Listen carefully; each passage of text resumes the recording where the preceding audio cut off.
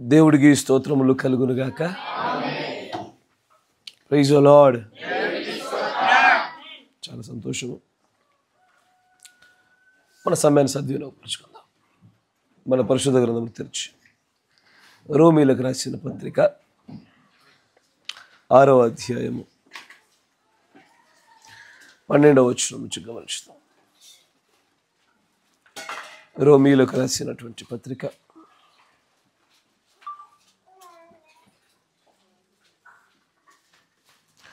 రోమీలకు రాసిన పత్రిక 6వ అధ్యాయము 12వ వచనం నుంచి, కాబట్టి శరీర దురాశలకు లోబడినట్లుగా చావునకు లోనైన మీ శరీరమందు పాపము ఏలనీయకుడి, మరియు మీ అవయవములను దుర్నీతి సాధనములుగా పాపమునకు అప్పగింపకుడి. అయితే మృతులలో నుండి సజీవులమనుకొని మిమ్మును మీరే దేవునికి అప్పగించుకొనుడి. మీ అవయవములను నీతి సాధనములుగా దేవుడికి అప్పగించుడి. మీరు కృపకే గాని ధర్మశాస్త్రమునకు లోనైన వారు కారు గనుక పాపము మీ మీద ప్రభుత్వము చేయదు. ఎంత అద్భుతమైన మాటలు అవి. నిజంగా ప్రత్యక్షత కలిగిన వారు ఈ మాటలకు ఆమె చెప్పకుండా ఉండలేదు. సరే, కొంచెం ముందుకు సాగినట్లుగా మనం ప్రార్థన పూర్వకంగా సాగిపోదాం. మహాపరిశుద్ధుడమైనటువంటి మా ప్రియ పరలోకపు తండ్రి, ఆ సహోదరుడు ప్రార్థించిన రీతిగానే నీ గొప్పదైనటువంటి కృప చేత మాతో మాట్లాడండి ప్రభా. మమ్మల్ని మీరు అభిషేకించండి. మాకు కావలసినటువంటి ఆత్మీయమైన ఆహారం మీరు అనుగ్రహించండి. నా గొంతుకు కూడా కావలసిన శక్తి మీరు దయచేయండి ప్రభా. ప్రత్యక్షతను, బోధింపదగిన ఆత్మను, గ్రహింపు శక్తి చేత మమ్మల్ని అందరినీ కూడా మీరు తృప్తిపరచమని ప్రభువైన యేసుక్రీస్తు నామములో ప్రార్థన చేయుచున్నాను. ఆమేన్.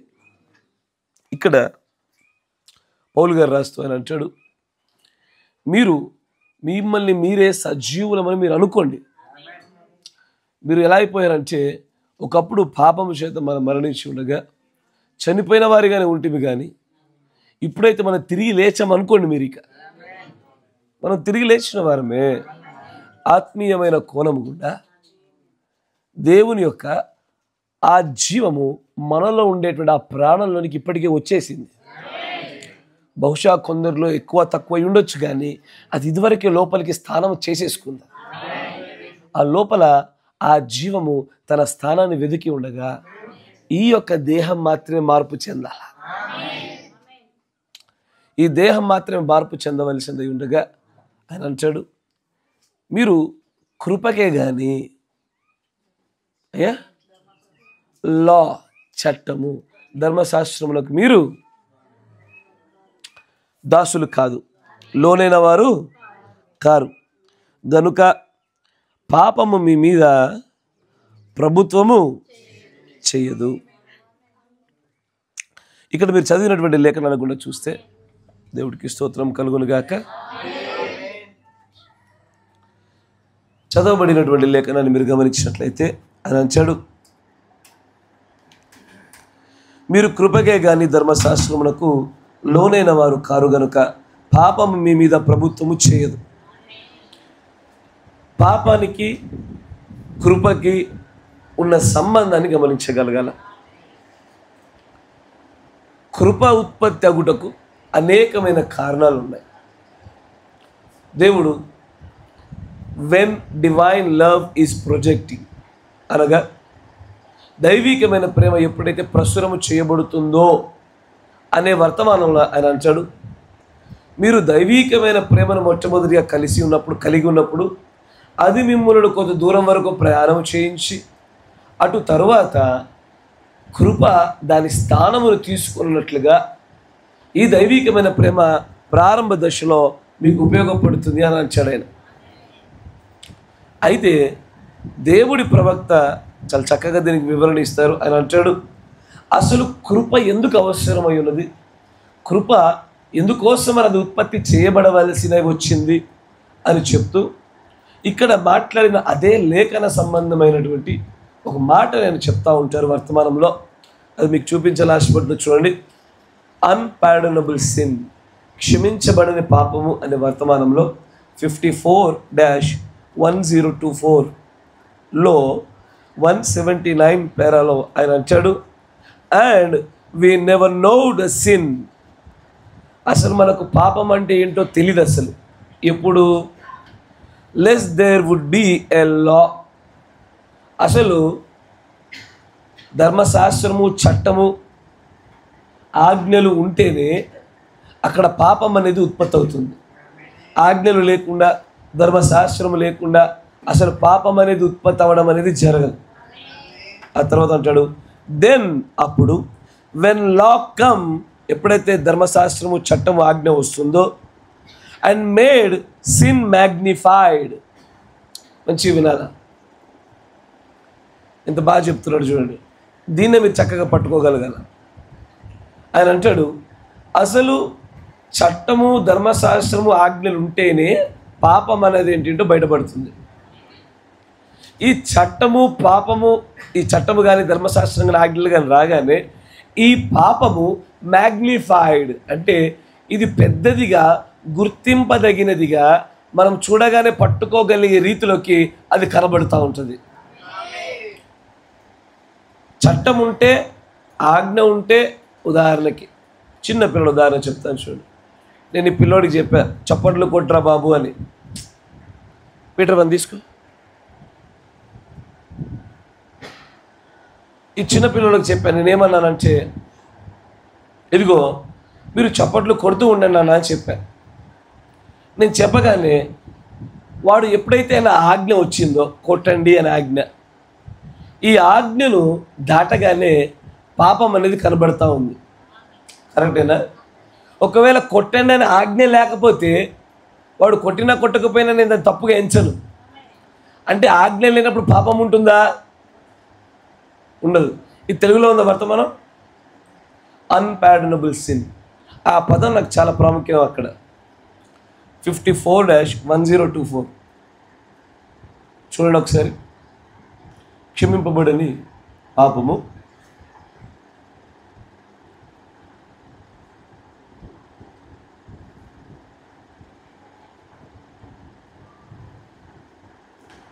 (54-1024) 179.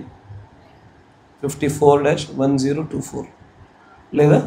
సరే, అక్కడ ఆయన ఏమంటాడంటే చూడండి 179 పేరాలో, దెన్ వెన్ లా కమ్, ఎప్పుడైతే చట్టము, ఆజ్ఞ వచ్చుద్దో, ఈ ఆజ్ఞ, చట్టం ఉన్న చోట పాపం అనేది మ్యాగ్నిఫైడ్ ఆర్ మేనిఫెస్టెడ్ అంటే పెద్దదిగా కనబడుతుంది, లేదా చూడదగిన రీతిలో ప్రత్యక్షపరచబడుతుంది.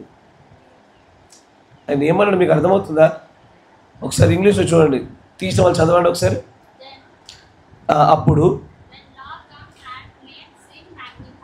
మ్యాగ్నిఫైడ్ అంటే ఏంటి? లేనిదాన్ని చూపించడమా, ఉన్నదాన్నే పెద్దగా చూపించడమా? అయ్యా, నా కంటితో చూస్తే మీరు బాగుండు. ఆయన ఏమంటున్నారంటే, చట్టము, ఆజ్ఞ లేక మునుపు పాపం లేదు అంటే పాపం అంటే తెలియదు అన్నాడు. మాట విన్నారా? చట్టము, ఆజ్ఞ లేక మునుపు పాపం అంటే లేదా, తెలీదా?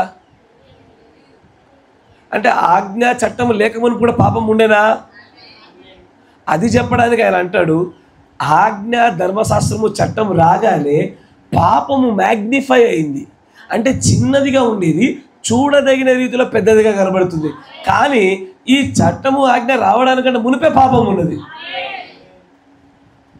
ఎక్కడుంది అది? ఆదిలో కాదు, అనాదిలోనే ఉన్నది.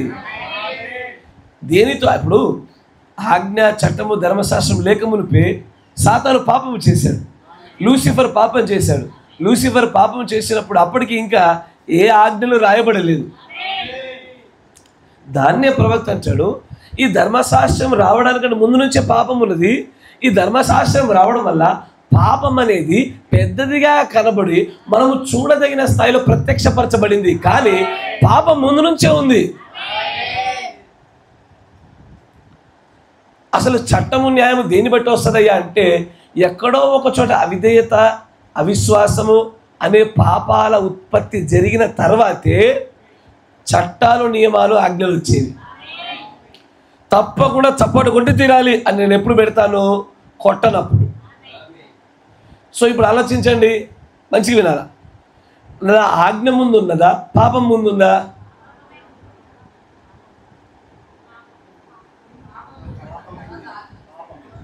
పాపమే ముందుందా? ఆజ్ఞ రావడానికి రెండే రెండు కారణాలు గుర్తుపెట్టుకోండి చక్కగా. భవిష్యత్ దినాల్లో మనం వేయబోయే గొప్ప గొప్ప లోతైన వర్తమానాలకి పునాదులు. ఆజ్ఞ రావడానికి రెండే రెండు కారణాలు ఉంటాయి. ఒకటి, ఎక్కడైతే పాపము జరిగి ఉంటుందో అక్కడ కొత్త ఆజ్ఞలు పుడతాయి. ఎక్కడైతే స్వతంత్రత ఉంటుందో అక్కడ ఆజ్ఞలు పుడతాయి కదా. ఇప్పుడు కొట్టడము, కొట్టకపోవడము అలాంటి రెండు స్వతంత్రతతో కూడుకునే అవకాశాలు నీకు ఉన్నప్పుడు నువ్వు ఏదైనా చేయగలుగుతావు. కాబట్టి ఆ స్వతంత్రతలో నువ్వు తప్పిపోకుండా ఉండినట్లుగా నేను ఒక ఆజ్ఞ పెడతా. ఇదొక విధానం. కానీ నీకు స్వతంత్రత కాదు, నువ్వు కొట్టకుండా ఉన్నందున కొట్టమని ఆజ్ఞ పెడతా. ఇప్పుడు ఆదిలో ఆదాము అవ్వల దగ్గర చూడండి ఒకసారి. అక్కడ ఏది ముందు? ఆజ్ఞ దేని వల్ల వచ్చింది? స్వతంత్రత వల్ల వచ్చిందా, పాపం వల్ల వచ్చిందా?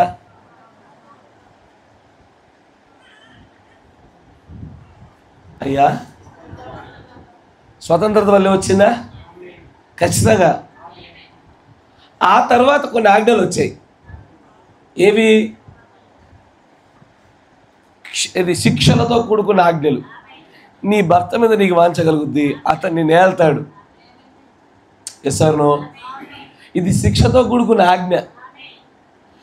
ఆయన్ని నేలాలి అంతే. He must rule you. ఇది దేని వల్ల వచ్చింది? స్వతంత్రత వల్ల వచ్చింది కాదు, పాపములో పడిపోవటం వల్ల వచ్చిన ఆజ్ఞ. అర్థమవుతుంది? ఆజ్ఞ రావడానికి రెండు ప్రధానమైన కారణాలు. దేవుడు ప్రవక్త అదే అంటాడు, వెన్ లా కమ్, చట్టం రాగానే ఇదివరకు ఉండిన పాపము పెద్దదిగా కనబడతా ఉంది, మనుషులు గుర్తుపట్టగలిగే స్థాయిలోనికి అది ప్రత్యక్షపరచబడింది. తర్వాత అంటాడు, దెన్, అప్పుడు Jesus grace come and took away the desire of sin from your heart. కృప, యేసుక్రీస్తు వారి యొక్క కృప అప్పుడు వచ్చి నీ హృదయములో నుంచి పాపము చెయ్యాలన్న కోరికను తీసేసేదే కృప. మంచి వినాల. అందరూ ఎలా చూస్తారంటే కృపను పాపములో పడిన తర్వాత కాపాడేది కృప అనుకుంటున్నారు. అది కృపయే, కానీ కృప అక్కడితో ఆగిపోదు. పాపములో పడిన తర్వాత నిన్ను కప్పిపెట్టి ఏదో ఒక విధంగా తీసుకెళ్దాం అనుకుంటుందా? కాదు. అలా తీసుకువెళ్లకుండా అడ్డుపడేది కృపే. కానీ అదే కృప నీకు మరొక అవకాశాన్ని ఇచ్చి నీ హృదయంలో అసలు పాపం అనే తలంపే లేకుండా కడిగేదే కృప. ఇలా చేయడం వల్లే ఇప్పుడు నీలో ఏమైంది? కోరిక లేదు. ఏ కోరిక? పాపమును చేయాలన్న కోరిక నీలో నశించిపోయింది. ఇది నశించిపోవడం కారణమేమి? కృపయే. ఈ కృప నీవు పాపము చేసినప్పుడు నేను అదిమి పట్టి దగ్గరగా దాచిపెట్టుకున్న అదే కృప అంచెలంచెలుగా నీలో పాపం అనేటువంటి చేయాలన్న కోరిక లేకుండా చేసి ఆ తర్వాత నేను పరిపూర్ణుడిగా ఆ దిశలోకి తీసుకెళ్లేది కృపయే. దాన్నే దేవుని ప్రవక్త అంటాడు, ఇదిగో ఇన్ని అంచెలంచెలుగా ఈ తర్వాత కృప వచ్చింది. తర్వాత యేసుక్రీస్తు వారి వల్లే కృప పరిపూర్ణ స్థాయిలో దిగొచ్చింది. అందుకే కృప సత్య సంపూర్ణుడిగా మన మధ్యలోకి వచ్చాడు ఆయన. దానికంటే మునుపు కృప ఉండేను, కానీ కృప యొక్క పరిపూర్ణమైన ఆకారం క్రీస్తులోనే కనబడింది. That is a fullness of grace in Lord Jesus Christ. కృప అంటే ఏంటో మనకు తెలియదు. అప్పుడు ఏదో 1-2 సందర్భాలు చూసిన వారమే కానీ కృపనగా ఏమై ఉన్న విషయము క్రీస్తుని చూస్తే మనం గ్రహించగలిగాం. దాని ప్రవర్తనలు కృప ఉత్పత్తికి ఇదే క్రమము. అంటే కృప రావడానికి ఏం కారణమైంది?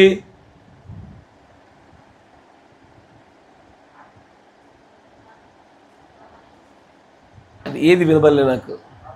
పాపం అని ఒకరు, ఇంకా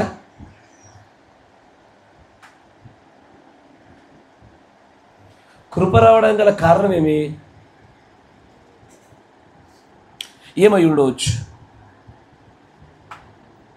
అయ్యా?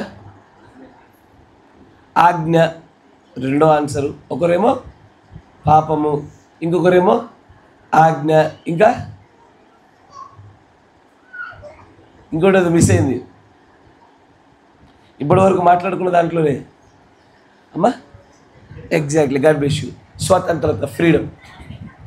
స్వతంత్రత, ఆజ్ఞ, పాపము, ఈ మూడు మిళితమై ఉండే చోట కానీ, ఈ మూడిట్లో దేనిగుండానైనా సరే ఈ మూడు ఉన్న చోట కృప కావాలా?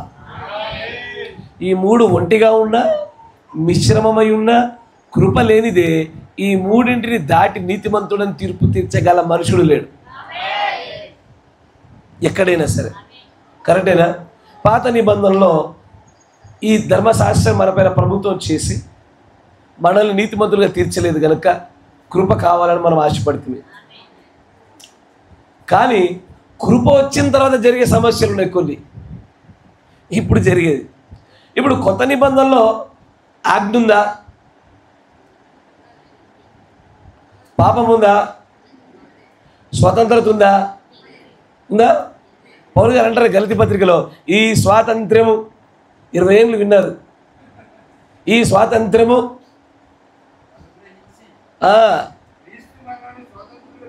చాలు చాలు చాలు బ్రదర్, 20 ఏళ్ళ నుంచి వింటూ వచ్చాను మేము దాన్ని. God bless you. అంటే స్వతంత్రత ఉంది ఇక్కడ కూడా ఆజ్ఞలు ఉన్నవి, ఇక్కడ కూడా పాపం ఉన్నది. కానీ ఒకప్పుడు అరకొర కృపలతోనే పాత నిబంధనలు అంతమంది రక్షించబడితే, జంతువుల యొక్క పక్షుల రక్తం క్రింద వచ్చేటువంటి ఆ కృపలోనే అంతమంది కాపాడబడితే, నేడు కృపే నేడుగా శరీరధారి దిగొచ్చిన దినాలలో ఏమి నీ భయము? ఎందుకంత బెదురు? ఎందుకంత మనకు అవిశ్వాసం దేనికి? జంతువుల మేకల కోడె రక్తం కిందున్న కృపలోనే అంతమంది కాపాడబడితే, నేను క్రీస్తు రక్తం అని కిందున్న కృపలో ఉన్నా, ఈ వర్తమాన కృపలో ఉన్నా, నా ధైర్యమును నువ్వు పట్టుకోలేకపోతా ఉండవు. సమస్య ఏంటంటే నీ ధైర్యానికి, నీ పరలోక రాజ్య ప్రయాణానికి జనులు మొట్టమొదట ఎప్పుడు కూడా కృపనే ఆశ్రయిస్తారు, తర్వాత మారిపోతారట. ప్రవక్త గారు అంటారు, కృపతో ప్రారంభమై అంచెలంచెలుగా వారి యొక్క జీవిత గమ్యాలలో వారి భక్తి విధానాల యొక్క ఫౌండేషన్ మారిపోతుంది అంటాడు ఆయన. ఆయన అంటాడు, చూపిస్తాడు చూడండి. 54-1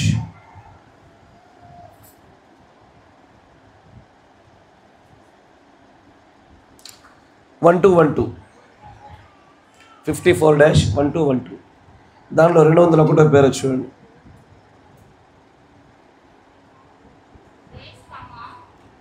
కృప ఎప్పుడు వస్తుందంటే, దేవుడు కృపచేత నిబంధన చేశాడు. నిబంధన చేసింది కృపచేత చేశాడు. ఆయన ఎప్పుడైతే అలాగ కృపచేత నిబంధన చేశారో, ఐగుప్తులో ఇజ్రాయేలుల యొక్క పిల్లలు దేవుడు ఇదివరకే చెప్పాడు, తన వాక్యము చేత ఏమి చేయబోతున్నాడో ముందే చెప్పాడు. మంచిగా వినండి. ఐగుప్తులో ఇజ్రాయేలు బానిసలుగా ఉండడానికంటే మునిపే దేవుడు అబ్రాహాముతో ఎన్నడో మాట్లాడాడు, నీ సంతానం 400 సంవత్సరాలు బానిసలు కానయ్యున్నది, నేను నా బాహుబలం చేత వారిని విడిపించబోతా ఉన్నానని ముందుగానే వాగ్దానం కృపలో ఒక నిబంధన చేశాడు. మంచిగా వినాల. వారిని అక్కడి నుంచి వాగ్దాన దేశంలోనికి తీసుకెళ్తానని చేసిన ఒక గొప్ప నిబంధన అబ్రహాముతో ముందుగా చేశాడు. కానీ తర్వాత భవిష్యత్ దినాల్లో మీరు చూస్తే అదే ఇజ్రాయేలీలు, అరే మా పితరుడైన అబ్రహాముకి కృపలో చేయబడిన నిబంధన ఉన్నదే, ఆ నిబంధనను బట్టి మనం ధైర్యం తెచ్చుకుందామని వారిలో లేదు. కృపలో చేయబడిన నిబంధన పైన వారి విశ్వాసం ఆధారపడి ఉండలేదు. వారు అసలు అటువైపు చూడలే. చూసి ఉండుంటే కనుక ఎర్ర సముద్రం దగ్గర రాగానే మా తండ్రి అయిన అబ్రహాముకి దేవుడు కృపలో చేసిన నిబంధన అని జ్ఞాపకం చేసుకునే వాళ్ళు. కానీ అలా చేసుకోకుండా మమ్మల్ని చంపడానికి తీసుకొచ్చాం. ఎక్కడికి?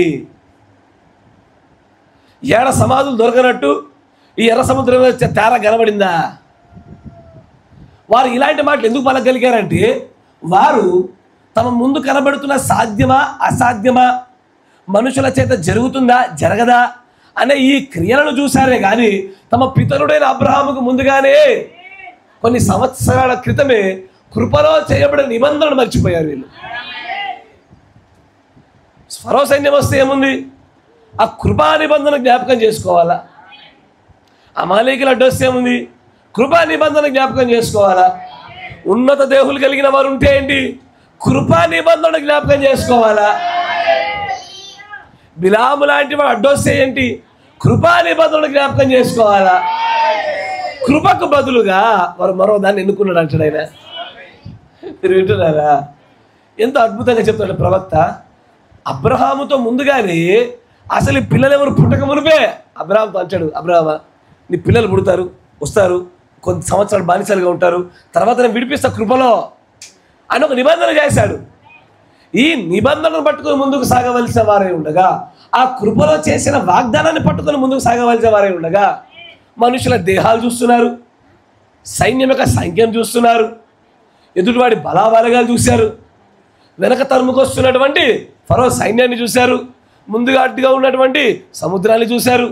వీటిని బట్టి వేసారిపోయారు. తను చూడు ప్రవక్త అంటాడు, ఆయన వారిని ఎలాగైనా సరే బయటకు తీసుకురానై ఉన్నాడు ఐగుప్తులో నుంచి. దేవుడు ఒక్కసారి తన మాట వ్యక్తపరిచిన తర్వాత ఆ మాటకి ఆయన లోబడ్డాడు ఆయన. కానీ ఎప్పుడైతే దేవుడు తన వాక్యమును నెరవేర్పు జరిగించవలసిన వాడై ఉండగా ఆయన ఖచ్చితంగా తన మాటను జ్ఞాపకం చేసుకొని ఒక విమోచకుని వారి కోసం పంపించాడు. ఎవరెవరు? మోషే. దేవుడు అంటాడు, వారిని విమోచించుటకై పంపబడిన మోషే ఎవరో కాదు, దేవుడి కృపలో ఇది భాగము అన్నాడు ఆయన. ప్రజలు దాస్యత్వంలో ఉండగా విడిపించబడుటకు ఒక విమోచకుని పంపబడుట ఇది దేవుడి కృపలో భాగమే. ఈ గడియ వర్తమానము కృపలో భాగమే, వర్తమానికుడు కృపలో భాగమే. తర్వాత అంటాడు చూడండి, ఇక్కడ చూడండి, మోషే ఇశ్రాయేలు పిల్లల్ని ఐగుప్తుల నుంచి బయటకు తీసుకొస్తున్నాడు. ఎప్పుడైతే వారు ఆయనతో పాటు ఐగుప్తుల నుంచి బయటకు వచ్చారో వారు అరణ్య మార్గంలోనికి ప్రవేశం అవ్వగానే వారు అంటారు, ఓయ్ మాకు ఏదో ఒకటి ఇవ్వయా, పని చేయడానికి, తినడానికి, తాగడానికి, ఇది ఇయ్యు, అది ఇయ్యు, మాంసం ఇయ్యు, నీళ్ళు ఇయ్యు, ఆడుకోవడానికి ఖాళీ స్థలం ఇయ్యు. ఇది నేను నీ తండ్రి అయినటువంటి అబ్రహాముతో చేసిన కృపా నిబంధన ఏంటి? మీరు అడుగుతున్నది ఏంటి? నా కృపలో చేసిన నిబంధనకి మీరు అడుగుతున్న సంబంధం ఉందా? తర్వాత చూడండి అని అంటాడు, వారు ఒక సంస్థను స్థాపించాలని చూశారు, వారు ఏదో ఒక కార్యాన్ని చేయాలని ఆశపడ్డారు. ఇదిగో ఇలాంటిది ఒకటి చేద్దామని ముందుకు వచ్చారు.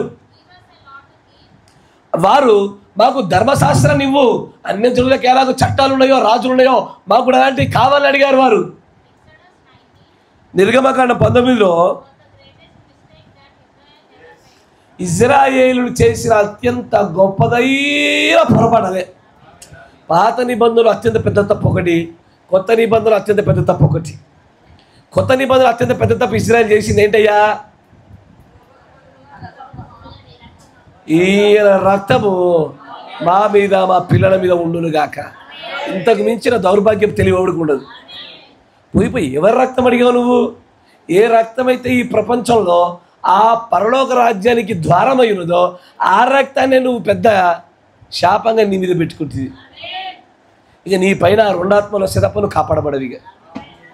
తర్వాత పాత నిబంధనలు తప్పిద గురించి చెప్తాడైనా, ఇదివరకే కృప వారికి రక్షణను ఎప్పుడో ఇచ్చి ఉండగా వాళ్ళకి రక్షణ ఉన్నదా? ఆయన అబ్రహాం ద్వారా ఎప్పుడో ఇచ్చాడు ఆయన. అది వారికి తెలియకుండా పోయేది, గుడ్డితనం అది. దేవుడు అంటాడు, కృపలోనే ఇజ్రాయేలు రక్షణ ఇదివరకు ఎప్పుడో ఎక్కడో వారు పుట్టక మునిపే వారి వారి పితరుల నడుములలో ఉన్నప్పుడే వచ్చేసింది అది. కానీ కృపలో వచ్చిన రక్షణ కంటే వారు ఏదో చేయాలని ఆశపడ్డారు. వారు కృపలో పొందిన రక్షణకు ఈ కార్యముల వల్లే మేము దీన్ని పొందుకున్నామని ప్రజలు ఎదుట చూపించాలని ఆశపడ్డారట. వాళ్ళు క్రియల మూలంగా కలిగింది అని చూపించాలని ఆశపడ్డారట. వాళ్ళు కృపతోనే ప్రారంభించారు, కృపలోనే రక్షించబడ్డారు. దానికి మనుష్య సంబంధమైనటువంటి క్రియలు దానికి కారణమని చూపించాలని ఇష్టపడ్డారట. తర్వాత అంటాడు, దేవుడు అబ్రహాముతో వాగ్దానం చేశాడు, నేను నీ పిల్లలతో ఏమి చేయనై ఉన్నానో అన్న విషయాన్ని ఇదివరకే ఒక నిబంధన కృపలో వచ్చి ఉండగా వారు అన్నారు, మనం ఒక ధర్మశాస్త్రాన్ని చట్టాన్ని కలిగి ఉందామా? కానీ ఆ చట్టం అలాగూ చేయలేదు. ఎవ్వరు కూడా దాన్ని పాటించలేకపోయారు, ఎప్పటికీ చేయలేకపోయారు. అయితే వీళ్ళు కృప ఇదివరకే ఇప్పబడి ఉండగా, అబ్రహాము యొక్క సంతానం అంతటికి కృప అనుగ్రహించబడి ఉండగా, వీరు పోయి వారి చెయ్యి వారి నెత్తి మీద పెట్టుకొని వారు ఏం చేశారు? చట్టం కావాలి అడిగారు కానీ ఒక్కడు పాటించలే. వాక్యం ఏం చెప్పింది? ధర్మశాస్త్రం ద్వారా ఒక్కడైనడు నీతిమంతులుగా తీర్పు తీర్చబల్లా. వీళ్ళు చేసిన ఈ తప్పిదానికి ఎవరో ఒకరు వచ్చి దీన్ని తీయాలా. అప్పుడు దేవుడు ప్రవక్త అంటాడు, వీరి మూర్ఖతలో అడిగిన ఆ ధర్మశాస్త్రాన్ని కొట్టివేయడానికి దేవుడే తానే దిగొచ్చి ధర్మశాస్త్రాన్ని పాటించి తానే ధర్మశాస్త్రం అయి ఉండి దాన్ని చిన్న భిన్నములుగా నరకగొట్టి మళ్ళీ అబ్రహాముకు చేసిన ఆ పూర్వపు కృపను మళ్ళీ స్థాపించాడు ఆయన. ఇప్పుడు మనం పొందుతున్న ఈ కృప ఎక్కడో తెలుసా? అబ్రహాముకు చేసిన వాగ్దానంలోని కృపే నేడు మన కొనసాగింపు కృప. ఈ విషయం మీరు పట్టుకోగలగాల. చాలామంది తిరిగి చెప్పగానే ఉండదు. అబ్రహాముకు చేసిన ఆ కృపా నిబంధన మరలా తిరిగి స్థాపించడిగే క్రీస్తు శరీరధారిగా రావడము, మధ్యలో కొంతమంది బుద్ధిమాంద్యం వల్ల అడిగిన ధర్మశాస్త్రాన్ని కొట్టివేయుటకే క్రీస్తు శిలువ మరణ పునరుద్ధానాలు. ఈరోజు మనం అనుభవిస్తున్న ఈ కృప ఎక్కడిదో తెలుసా? అబ్రహాము నడుములోనే ఈ కృప మనం పొందుకున్నామయ్యా. ఆయనలో జెన్యున్గా ఉన్నప్పుడే, ఆయనలోనే ఈ యొక్క నిబంధనలు మనం పట్టేసుకున్నాము. దాని కొనసాగింపుగానే ఈ యొక్క వర్తమానము కృపగా మనకు పొందింది. ఆమేన్. కానీ ప్రజలు కృపను ఎన్నుకొనుటకు బదులుగా మరలా వాళ్ళ ఘనతల వైపు, వాళ్ళ క్రియల వైపు, వారి యొక్క ఆధిక్యతల వైపు అడుగులు పెడతా ఉన్నారు. దీనివల్ల ఎప్పుడెప్పుడైతే నేను అంటావో, ఎప్పుడెప్పుడైతే క్రియలు అంటావో, ఎప్పుడెప్పుడు నేను 100 వర్తమానాలు చదివినా, 1000 సార్లు ప్రార్థన చేసినా, అందుకే నాకు ఈ కృప ఉంది, ఇట్లాంటి మాటలు, ఇట్లాంటి ఆలోచన ధోరణి కలిగి ఉంటారో వీరందరూ అనుగ్రహించబడిన కృప నుంచి మళ్ళీ తొలగించబడిన వారే. మీకు అర్థమవుతుందా? ఒకప్పుడు ఇజ్రాయేలు పిల్లలు ఎలాగో కృప నుంచి తొలగిపోయినారో ఈరోజు అలాగే తొలగిపోతున్నారు. ఎట్లయ్యా పరలోక రాజ్యం ఎట్లా వస్తుందా అంటే ఒకళ్ళు అంటారు, మా సంఘంలో ఉంటేనే వస్తుంది, గాడ్ బ్లెస్ యూ. ఇంకొక ఆయన అంటాడు, ఏమన్నా చెప్పండి, పరలోక రాజ్యానికి ఎట్లా పోతారు చెప్పండి. మీరు పరలోక రాజ్యానికి ఎట్లా వెళ్తారు?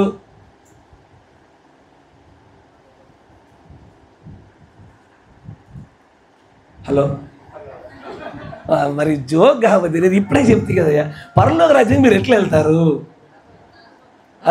కాదు, బయట జనులు చెప్పే సమాధానం చెప్పండి. ఈరోజు వర్తమానం వినక ముందు సమాధానాలు చెప్పాలి నాకు.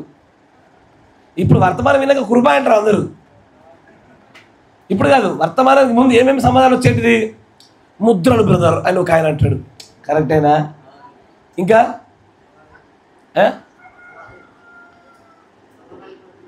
తలరాయి ప్రత్యక్షతను ఒక ఆయన అంటాడు, అంతేనా? ఎట్లా వెళ్తావయ్యా అంటే ఒక ఆయన పరిశుద్ధాత్మ బాప్తిసం పొందుకోవడం వల్ల వెళ్తామని ఒక ఆయన అంటాడు, పుత్ర స్వీకారం వల్ల ఒక ఆయన అంటాడు, పరలోక రాజ్యం ఏముంది, వధువుకు సహాయం చేసి వెళ్ళొచ్చని ఒక ఆయన అంటాడు. ఇవన్నీ సత్యాలే, ఏది తప్పని చెప్పడానికి లేదు. కానీ ఇవన్నీ కృపలో భాగాలే. నీకు అసలు కృపే లేకపోతే నువ్వు కనీసం మోసేనన్న దేవుడు దూరం నుంచి ఆ పరలోక రాజ్యం ఇది వాగ్దాన దేశం చూపించాడు, మనకు చూడే అవకాశం కూడా దొరకదు. మీరు వింటున్నారా? కృప ఎంతలా కాపాడుద్దాయి అంటే నేను మీకు ఒక ఉదాహరణ చూపిస్తాను, జాగ్రత్తగా వినండి. వర్తమానం కూడా ముందుకు సాగిపోదాం. ప్రూవింగ్ హిస్ వర్డ్, ఆయన యొక్క లేదు మోడర్న్ ఈవెంట్స్ ఆర్ మేడ్. మొదటి ఇది చూద్దాము. 65-1206 స్పష్టం చేయబడిన నవీన సంగతుల ప్రవచనం ద్వారా 152 పేర 65-1206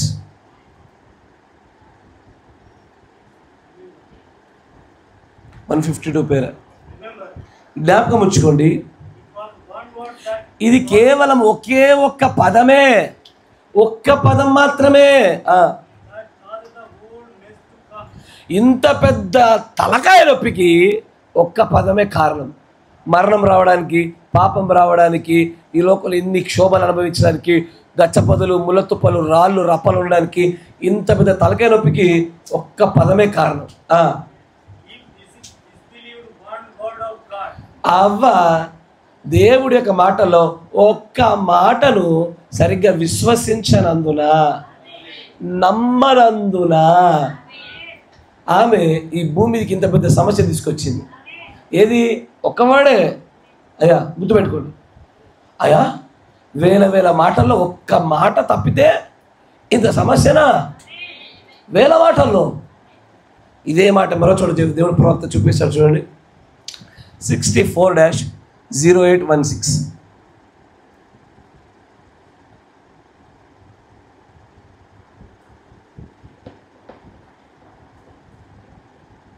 161 పేర 161. ఇప్పుడు నేను నా ముందున్నటువంటి ఈ యొక్క ప్రేక్షకులతో మాత్రమే మాట్లాడట్లేదు. ఇది టేప్ రికార్డ్ చేయబడుతుందని నాకు తెలుసు. ఇది ప్రపంచమంతా వెళ్తుందని తెలుసు. మీరు అర్థం చేసుకోగలుగుతున్నారా? ఈ ప్రపంచంలో ఉండే ప్రజలు ఒక్క పదము, ఒకే పదము, ఒక లైన్ అంతా కాదు, ఒక పారాగ్రాఫ్ అంతా కాదు, ఒక పేజ్ అంతా కాదు, ఒక్కటే ఒక్క పదమే. అంతే.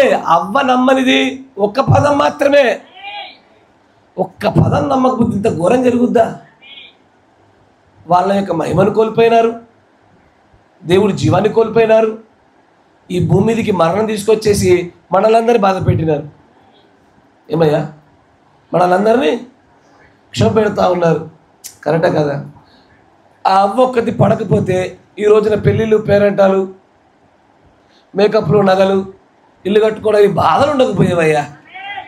అంత అవ్వ తల్లే. ఏమంటారు? అవ్వ ఒక్కటి సరిగ్గా ఉండి ఆ ఒక్క మాటే కదా, ఒక్క మాట నమ్మి ఉంటే తల్లి ఎంత బాగుండేది. ఈ రోజున ఈ వంటలు, తినుడు, మళ్ళా గ్యాస్ ప్రాబ్లం తెచ్చుకుడు, మళ్ళా ఆకలే మళ్ళా తినుడు, ఈ సైకిల్ ఉండకపోయేవయ్యా. ఏది ఎన్ని నమ్మలేదు ఆమె? ఒక్క మాట, ఒక్క మాట. ఒక్క మాట నమ్మకపోయినా ఏం జరుగుద్ది? మరణం వస్తుంది. ఒక్క మాట నమ్మకపోయినా ఏమొస్తుంది అయ్యా? ఏమొస్తుంది? గందరగోళం, గందరగోళం వస్తుంది. ఒక్క మాట నమ్మకపోతే దేవుడి జీవాన్ని కోల్పోతారు. కరెక్టేనా? మరొక సందర్భం చూపిస్తాం మీకు. 62-0620 మంచి గుర్తుపెట్టుకోవాలి. పునాదిలో ఒక్క మాట, ఈవెన్ వన్ సింగిల్ వర్డ్ నమ్మకపోయినా చాలు, మరణము, దేవుడి జీవాన్ని కోల్పోవడము, నరకము ఎన్నో చేస్తూ వచ్చాయి. 62-0620 బి నాట్ అఫ్రైడ్, భయపడకము. 138 పేర.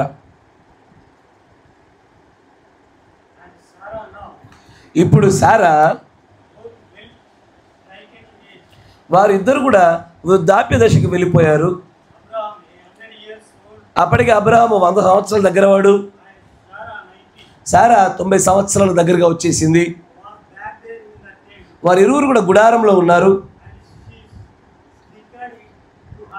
ఆ మెల్లగా, అదే మన దగ్గర కూడా మాట్లాడుతుంటే గోడ చాటును కొంతమంది చెవులు పెట్టి ఇంటర్ చూసారా?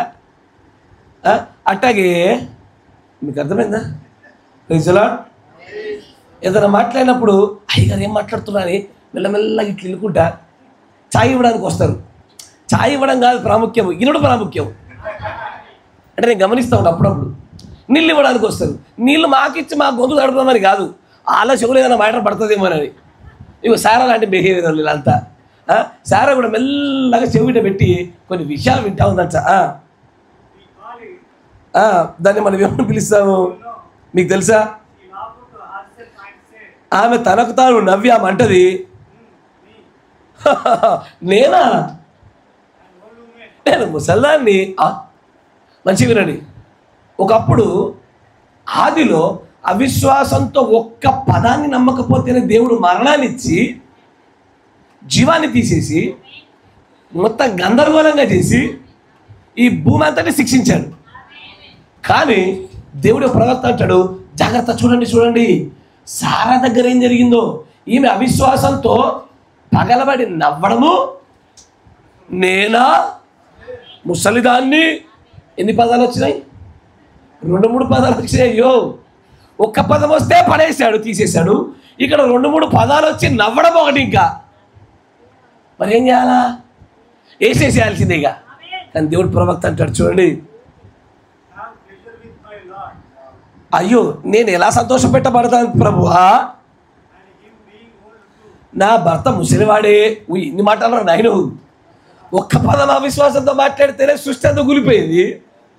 కానీ దేవుడు ఆ తర్వాత ఆయన సారా అవిశ్వాసంతో ఒక్క మాట కాదు, నవ్వి, నేనా ముసలిదాన్ని, మా ఆయన ఈయన ముసలుడే, మాకెట్ట సంతోషం కలుగుద్ది, ఇన్ని మాటలు మాట్లాడింది అవిశ్వాసంలో.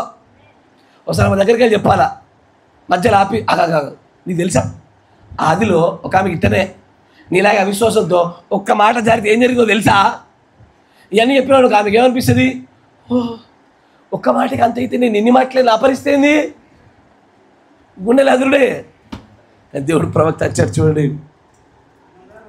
మరొక మాటలో చెప్పాలంటే, అంటే ఆ భార్య భర్త ఇరువురు కూడా ఒకరితో ఒకరు దగ్గరగా 15-20 సంవత్సరాల నుంచి వారు కలిసి లేరనే విషయం గమనించగలుగుతాము. చూడండి, ప్రభా నేను ఎలాగో ఈ వయసులో సంతోషపెట్టబడతాను, నేను ముసలిదాన్ని, ఆయన కూడా ముసలివాడే, మేము ఇరువురం కూడా వృద్ధాప్య దశలోకి వచ్చామే. ఇది నిజంగా ఆమెకు ఎంతగానో ఒక ఆశ్చర్యకరమైన పరిస్థితిని ఏర్పాటు చేసింది. ఆమె ఇలాంటి విషయాలు ఆలోచించడం వల్ల నవ్వొచ్చి నేనా అనుకున్నది. దాన్ని మనం ఏమంటామచ్చి, దాన్ని ఇంగ్లీష్లో అంటే చేతులు పైకి తిప్పేంత మట్టు కూడా నవ్వడం అని ఒక సామెతతో పోల్చి చెప్పాడు ప్రవక్త. అసలు అది ఎలా జరుగుద్ది? అయ్యా పేపర్ మీద రాసుకోండి. ఏమని? అవ్వ ఎన్ని అవిశ్వాసంతో ఎన్ని నమ్మలేదో, సారా అవిశ్వాసంతో ఎన్ని మాటలు పలికిందో రాసుకుంటే ఇటుపక్క ఒకటే పదం నిలబడుతుంది, ఇటు అడిషనల్ షీట్ అడుగుతుంది ఈమె. కరెక్టేనా? అడిషనల్ షీట్ సార్ అంటుంది ఈమె. ఇటేమో ఒకటే పదం, ఒకటి ఉంటేనే సర్వసృష్టి నాశనం చేసేసే శిక్షణలలో. ఇక్కడేమో ఈమె పేజీలు నింపుతుంది మాట్లాడుకుంటా. తర్వాత అంచాడు, యు నో వాట్, మీకు తెలుసా, దేవుడు అనుకుంటే అక్కడికక్కడే ఆమె జీవితాన్ని, నా ప్రాణాల్ని తీసి పడేసేవాడు అక్కడ. అవునే కాదు? సరైనదే. ఆయన యందు అవిశ్వాసం ఉంచినందున అక్కడికక్కడే సారాను చంపాలి అసలు. కానీ ఆయన చేయలేదు. ఎందుకో తెలుసా? ఆమె అబ్రహాములో భాగమై ఉన్నది.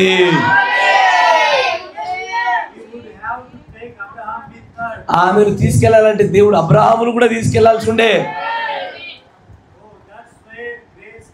అక్కడే కృప ప్రవేశించింది.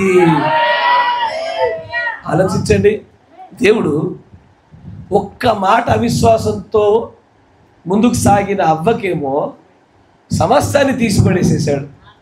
ఏదేను తోట నుంచి గెంటేసేసాడు. తన సంతతంతటిని కూడా అనేకమైన శిక్షలకు గురవట్లే దేవుడు మాటలు పలికాడు.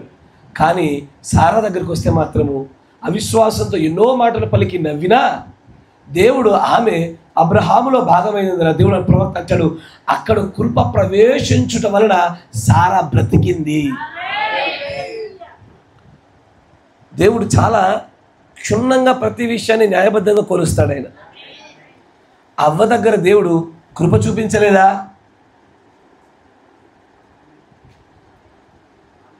అయ్యా, అవ్వ దగ్గర దేవుడు కృప చూపించలేదా? మరి అవ్వ కూడా ఆదాములో భాగమేగా. అంటే ఆదాములో దేవుడు కృప చూపించలేదా? అరే అవ్వ కూడా ఆదాములో తీయబడిన భాగమేగా, మరి ఆదామును బట్టి ఎందుకు చేయలేదు? ఆదామును బట్టి దేవుడు హవ్వని ఎందుకని శపించకుండా లేదా శిక్షించకుండా ఎందుకు ఉండలేదు? ఏమై ఉండొచ్చు?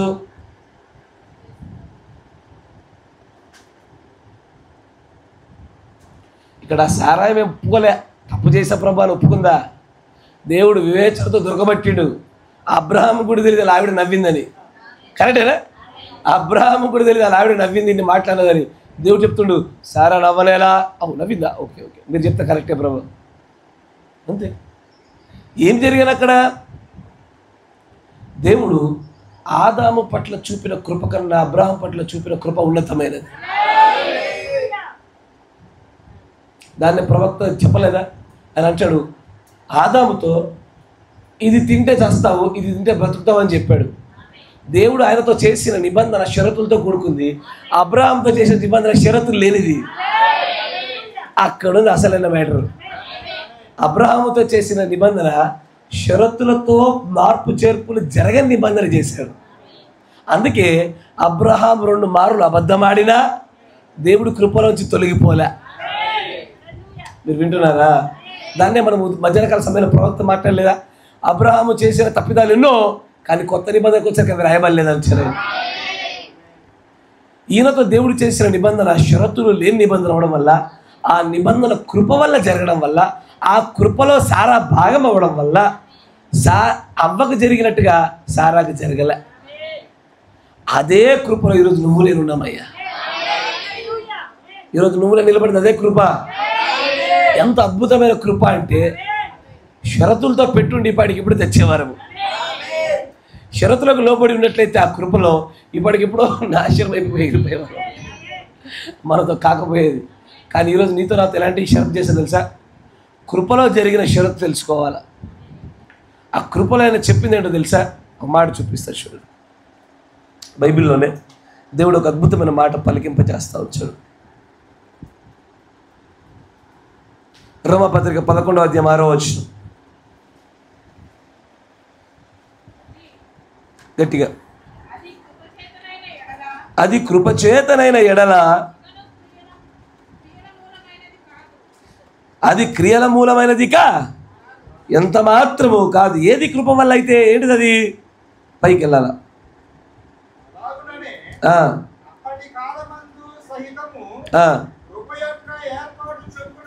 Yes yes yes yes. ఏ శేషం మిగిలింది? కృపా నిబంధన శేష ప్రజలు మిగిలారు ఇక్కడ. ఈరోజు మనం నిలబడ్డాము, బ్రతకబడ్డాము, పిలువబడ్డాము, ఏర్పరచబడ్డాము అంటే దీనికి క్రియలే కారణం. అంటే కృప అసలు ఫెయిల్ అయ్యేది అవసరం లేకపోయేది. కానీ ఆయన అంటాడు, అయ్యా ఇది ఆ రోజున మిగిల్చబడిన కృపా శేషం యొక్క ఫలమే మనము. అబ్రహాము దగ్గర చేసిన నిబంధనలో మిగిలిన కృపా శేష ప్రజలే ఈ రోజున ఈ వర్తమాన ప్రజలు. అప్పటి కృప ఇప్పటిదాకా వెంబడించిందా? ఎన్ని వేల సంవత్సరాలు? 4-5 వేల సంవత్సరాలు. అది ఎస్ఆర్లో మోషే, మన యేసుక్రీస్తు 2000 సంవత్సరాలు. అంతకంటే మునుపు మోషే కంటే మునుపు అబ్రహాము. దగ్గర 4000 సంవత్సరాల కింద వాగ్దానం చెప్పబడిన కృపలో శేషంగా మనం మిగలబడ్డాం ఇక్కడ. ఇది క్రియల వల్ల జరిగింది అన్నావా? కృపను నువ్వు వ్యర్థం చేసినట్లే, కృపకు నువ్వు ఏమాత్రం కూడా ఆధిక్యతనివ్వనట్లే, ఇది కృప కాకుండా పోయినట్లే. కానీ కృప వల్ల జరిగిందా? ఇది క్రియల మూలంగా జరిగింది కాదు. అయ్యా మరి కృప అంటున్న క్రియలు వద్దంటావా?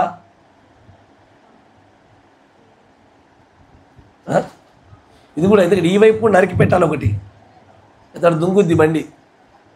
కృప అంటున్నావు, క్రియలు వద్దంటావా? కృపకు క్రియలకు తేడా తెలియాలి. మీకు అర్థమవుతుందా? కృపకి క్రియలకు తేడా ఏంటి? ఏమై ఉండొచ్చు?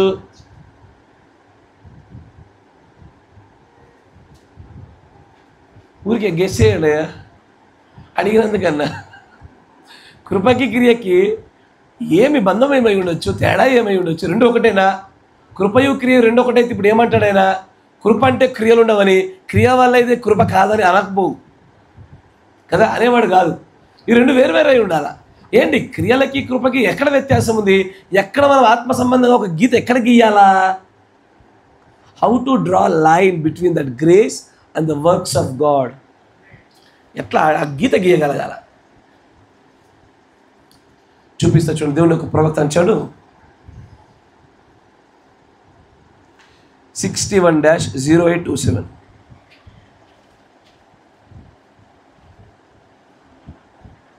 61-0827 మెసేజ్ ఆఫ్ ది గ్రేస్. కృపావర్తమానంలో 57వ పేరు వచ్చి చూడండి. అయ్యా మంచి గమనించాలి, ఎప్పుడు కన్ఫ్యూజ్ అవ్వకూడదు. కావున గాడ్ బ్లెస్ యు. మంచిగా దొరికిందా? యేసుక్రీస్తు విషయమునందు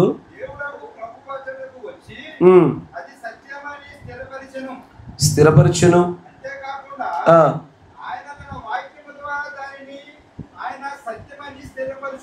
ఎస్,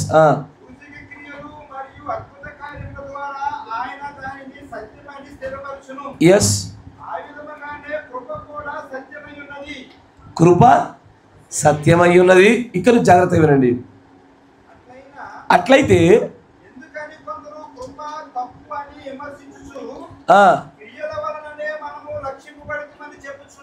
కొంతమంది అంటారు, ఏందయ్యా ప్రతిదానికి కృప కృప అంటావు? ఈ కృప కృప అని చెప్పి ఇష్టం వచ్చిన నాటకాలు ఆడితే దేవుడు రక్షిస్తాడా? కృప కృప అని చెప్పి ఇష్టం వచ్చిన బూతులు తిడితే దేవుడు రక్షిస్తాడా? కృప కృపని పాపాలు చేస్తే రక్షిస్తాడా అని కొంతమంది కృపను తగ్గిస్తూ క్రియలను హెచ్చిస్తారు, క్రియలను బాగా హెచ్చిస్తారు. దేవుడు అంటాడు కృపకి క్రియలకి మధ్య ఉన్న బంధాన్ని పర్వత ద్వారా చాలా అద్భుతంగా చెప్తాడయ్యా. ఆయన అంటాడు చూడండి, క్రియల వల్ల కాదు కానీ ఆమేన్, క్రియల వల్ల రక్షించబల్లా, కృప చేత రక్షించబడ్డాం. రక్షణ దేని వల్ల వచ్చింది? క్రియల వల్ల, కృప వల్లనా? కృప వల్ల రక్షణ వస్తుంది. తర్వాత చూడ తర్వాత ఎస్,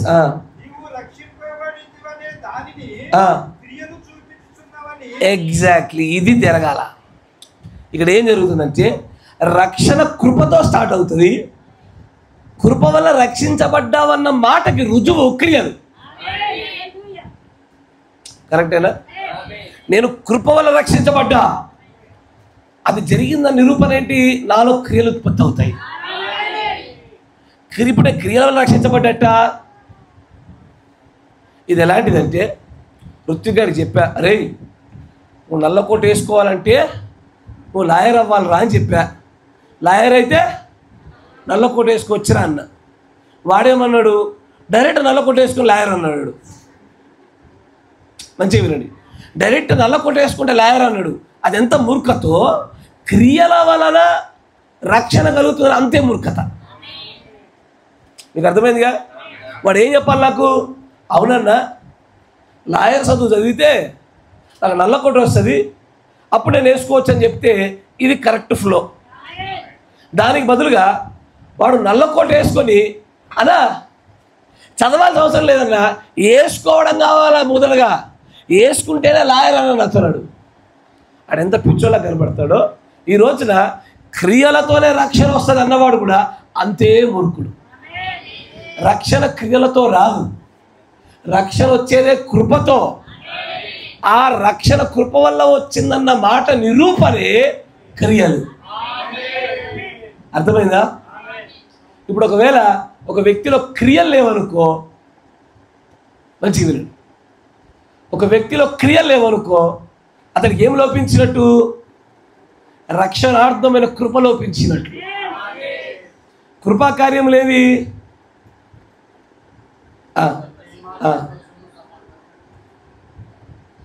ఆత్మఫలాలు. నేను ఏమడిగా? కృపా కార్యములు, ద వర్క్స్ ఆఫ్ గ్రేస్, నీతికరణ, శుద్ధీకరణ, పరిశుద్ధాత్మ. నేను వర్తమానం చెప్తా. నేను స్టార్టింగ్లో అప్పుడెప్పుడో చెప్పుండే అరకొర జ్ఞానం చేత, చిన్న చిన్న జ్ఞానం. ఇప్పుడు కొంచెం బలంగా చెప్తా. ఇప్పుడు అనుగ్రహించిన ఇప్పుడు జ్ఞానం చేత, దేవుడి కృప చేత గట్టిగా చెప్దాం. చాలామందికి కృపాకార్యాలు అర్థం కావట్లా. కృపాకార్యములే నీతికరణ, శుద్ధీకరణ, పరిశుద్ధాత్మ బాప్తిజం. ఇది ఉండడం వల్ల రక్షణ వచ్చి రక్షణ కార్యము కృపచేత పూర్తి చేయబడ్డ దాని యొక్క సూచనే క్రియలు.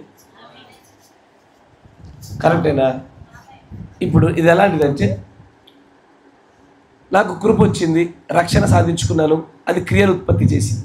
నా క్రియలలో నేను ఎవరిని బాధ పెడతలా, తప్పు చేసిన వారి వాక్య ప్రకారంగా సరిచేస్తూ ఉన్నాను, పాపాన్ని సహించట్లేదు, అందరిని ప్రేమిస్తున్నాను. ఇవి క్రియలు. చూసేవాడు ఏమనుకున్నాడంటే, అరే రక్షణ వస్తే అట్లుంటారా, రక్షణ వస్తే అట్లుంటారా అన్నాడు. ఇదే వ్యక్తి పరిశీలించిన వ్యక్తి మరో దగ్గరికి వెళ్ళి ఓ వ్యక్తిని చూశాడు. చూసేసరికి నీలో కొత్త జన్మ జరిగిందా, నీకు రక్షణ వచ్చిందా అని అడుగుతాడు. ఎట్లా వస్తుందయ్యా అంటే, ఎట్లా వస్తుంది అంటే ఏంటయ్యా, రక్షణ ప్రేమగా ఉంటే వస్తుంది, రక్షణ ఇంట్లో వస్తుంది, తప్పు చేసిన వారిని ఖండిస్తే వస్తుంది. రక్షణ ఎట్లా వస్తుంది, పరిశుద్ధంగా జీవిస్తే వస్తుంది అని చెప్తా ఉన్నాడు.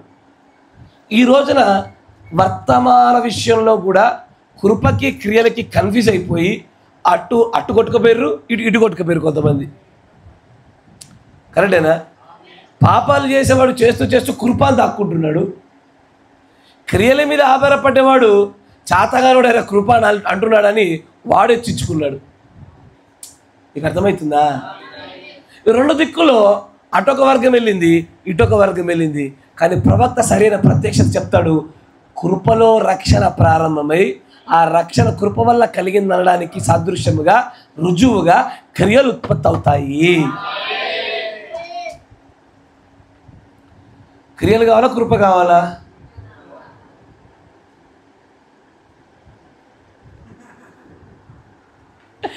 క్రియలు లేకపోతే మీకు కృప కార్యం జరగనట్టేగా. మళ్ళీ అడుగుతాడు, కృప కావాలా, క్రియ కావాలా? కృప చాలు. ఎందుకంటే కృపలో క్రియలు ఆటోమేటిక్గా అడిషనల్ ప్యాకేజ్, అది 1+1 ఆఫర్ అన్నట్టు. అందుకే కదా పౌలుతో అన్నాడు, నీకు నా కృప నా క్రియలు చాలు అనలే, నా కృప చాలు అన్నాడు ఆయన. కృపలోనే క్రియలు మిళితమై ఉండేటువంటి ప్యాకేజ్ అది. ఇది కన్ఫ్యూజ్ అయిపోయి పడిపోడు, లేచుడు, కృప కాపాడిందని పాట పాడు, 2 కన్నీళ్ళు గార్చుడు, మళ్ళా కొంతకాలం చక్కగా నడుచుడు, మళ్ళా పడిపోడు, మళ్ళా కృపయే అనుడు, 2 కన్నీళ్ళు గార్చుడు, మళ్ళా కొంతకాలం నడుచుడు, మళ్ళా బూతులు జారుడు. ఇది బైబిల్లో మాట ఉంటుంది, పడిపోవుట అలవాటు పడ్డవాడు అని ఉంటుంది అన్నమాట. పాపము చేయుట చూపాను, అది ఎక్కడ ఉంటుంది చూస్తా కృష్ణకి, బాగుంటుంది.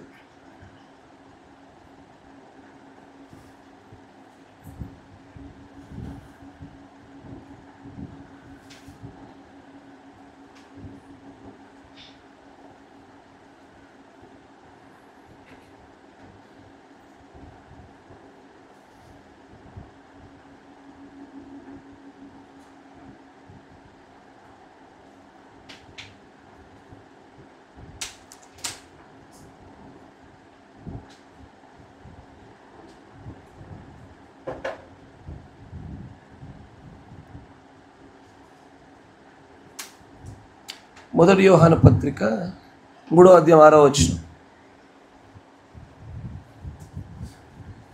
మొదటి యోహాను పత్రిక 3వ అధ్యాయం 6వ వచనం. ఆయన యందు ఎస్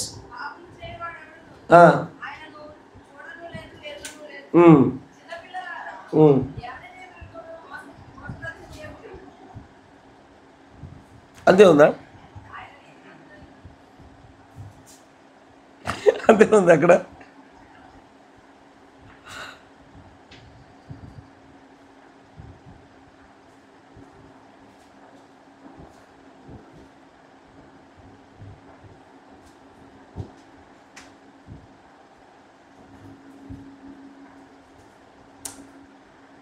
నేను మొన్ననే రాసుకున్నాను దాన్ని ప్రత్యేకంగా.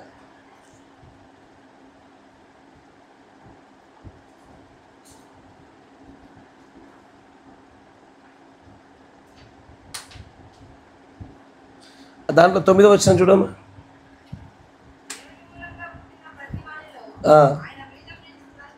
ఎస్,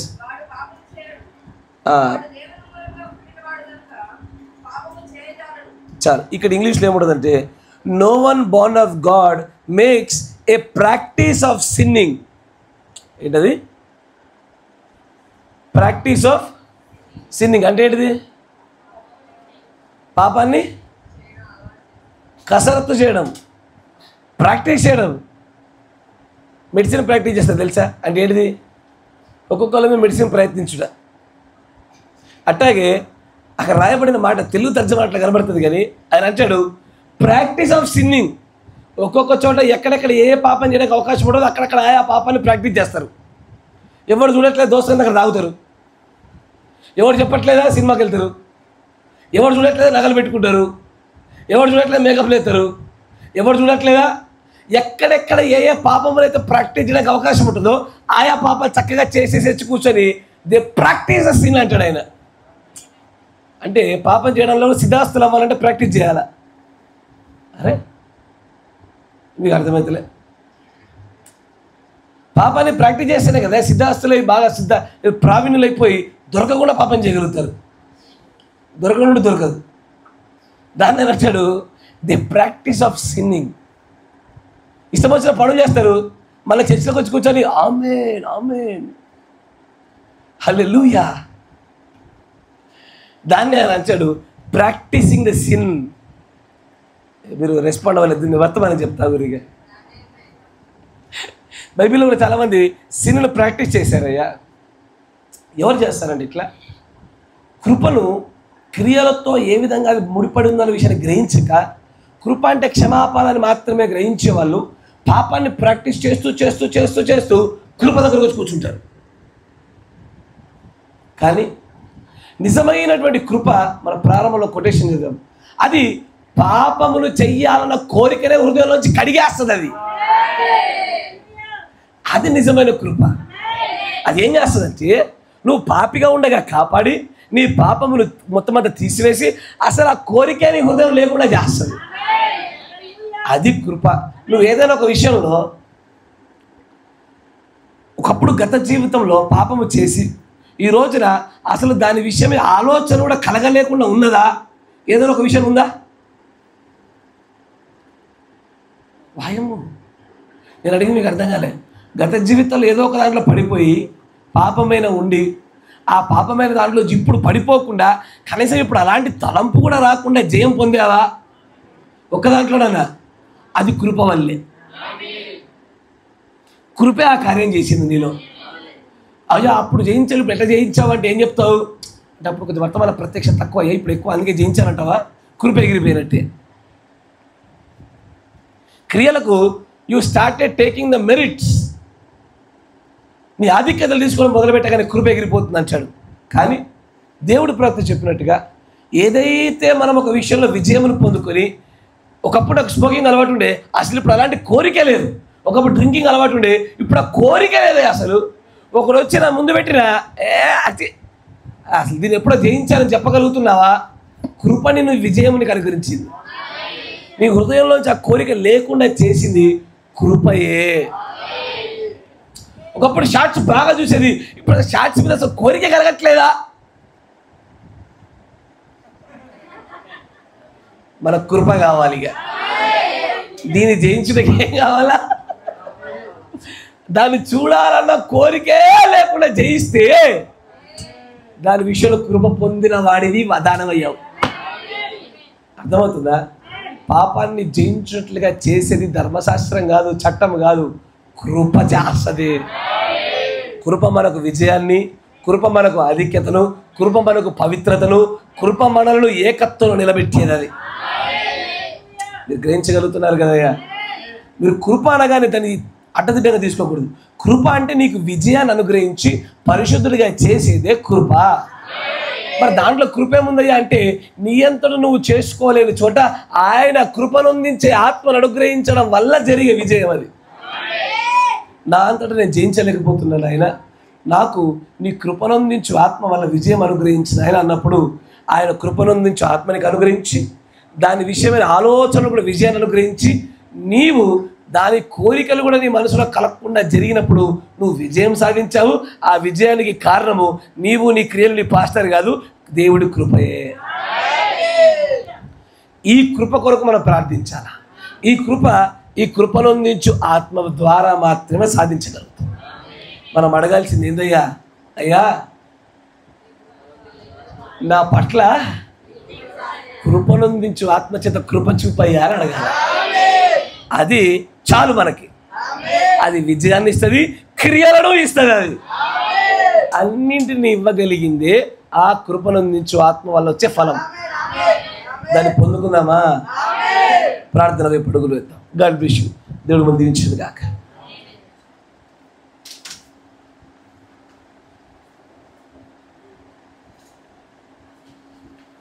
ప్రార్థన చేసుకుందాం. మన మధ్యలో ఉన్న సహోదరులు వసంత్ గారు ప్రార్థన చేస్తారు. చెప్పబడిన వాక్యమును బట్టి మనందరిలో కూడా కార్యం జరుగులాగా ప్రార్థన చేద్దాం. స్తోత్రం, స్తోత్రం, స్తోత్రం, స్తోత్రం.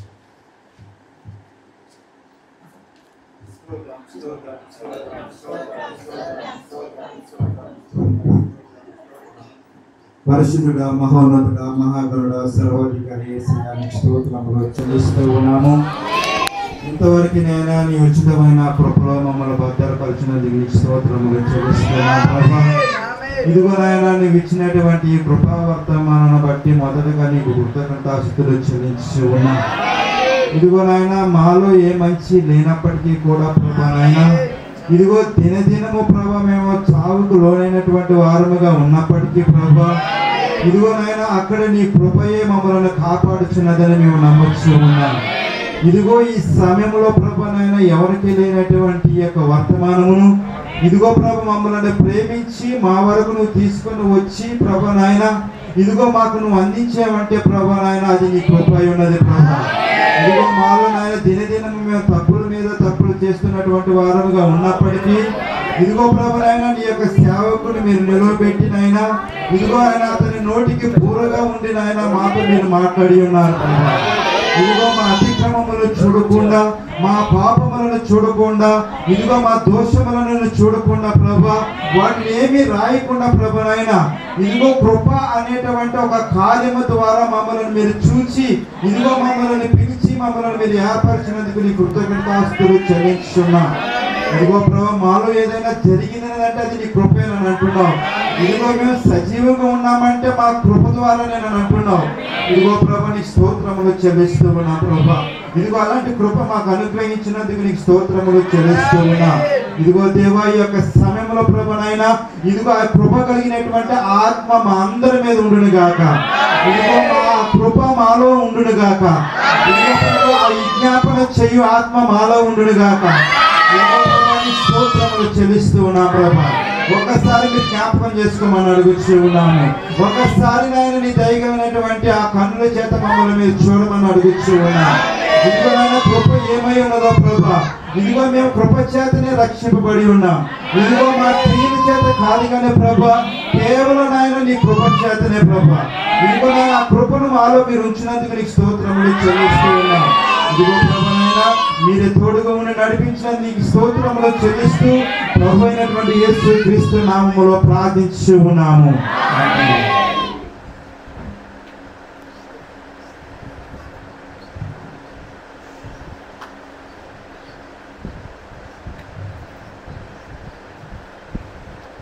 ఈ ఉపవాస అభిషేకం కింద మనం ఉన్నటువంటి యొక్క గొప్ప అద్భుతమైన శక్తి మనం కలిగి ఉండగా విశ్వాసం చేత ప్రార్థన అవసరం అడిగిన వారు ఉన్నారు. వారిని గురించి మనం ప్రార్థన చేయగా దయచేసి మీరందరూ కూడా ఏకీభవించండి. ఏకీభవించబడుతున్నటువంటి సంఘ ఉపవాస ప్రార్థన ఎంతో శక్తివంతమైనది. దీన్ని గురించి చాలా మందికి అవగాహన లేక తమ యొక్క ప్రార్థన అవసరం కూడా ముందుకు తీసుకురావడం మర్చిపోతా ఉన్నారు. దయచేసి మరొకసారి అలాగే చేయబాకండి. ప్రస్తుతం చేయబడుతున్న అవసరాల విషయంలో ప్రతి ఒక్కరు కూడా